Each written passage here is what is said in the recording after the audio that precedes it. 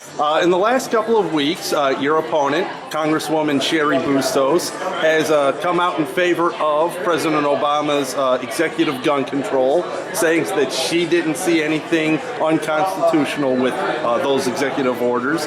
She also said that President Obama's State of the Union speech was uplifting.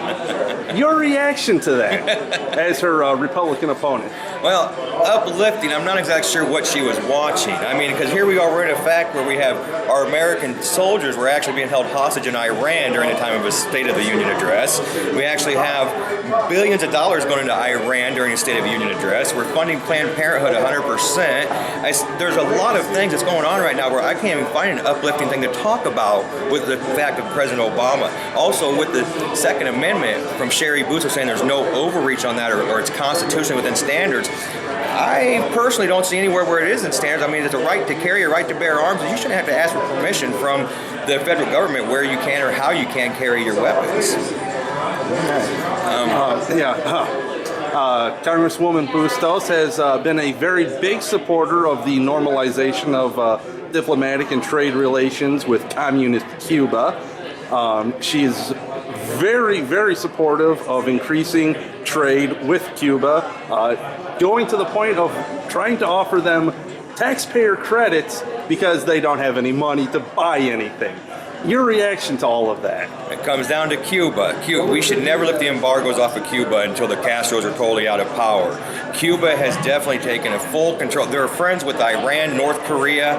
These are their friends. And if those aren't our allies, why would we be giving anything to a nation, a country of Cuba, who's going to do anything besides starve their people out as it is, and the Castros are still in charge? They're making best friends with North Korea, making deals with them every day. Why do we want to make a deal with somebody that's making deals with North Korea and Iran? Yeah, I don't know how far you get into the Rockford area, or how often you get into the Rockford area, but the community has been embroiled in a bit of government overreach on the part of the Department of Housing and Urban Development, who are trying to force a new public housing project on the city that nobody wants. If I'm following where you're going with this, I believe that's kind of socialism. I believe that they're trying to force the fact of housing.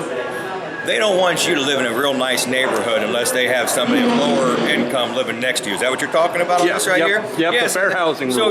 So you're gonna work extremely hard to keep your neighborhood up. They're gonna go out and intentionally build pieces of property that they know the folks that are moving in there are not going to take care of their property because it's given to them by the government. If somebody gives you something, you're not going to take care of it. So absolutely, I'm totally against anybody who's going to put a housing complex in a place where somebody's worked so hard, put their own money into this neighborhood, invest in their own tax dollars where these housing developments get a 100% free ride from the government tax dollar. I don't think it's right at all whatsoever. I would never be for that.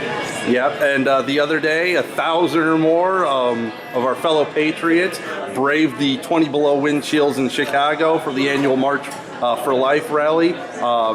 I was there. You were there? Yes, myself and James Martyr walked side by side up there in Chicago. Got to meet Babette Holder also. It was a wonderful turnout. I bet there's probably 5,000 people out there. I'm going to tell you something right now.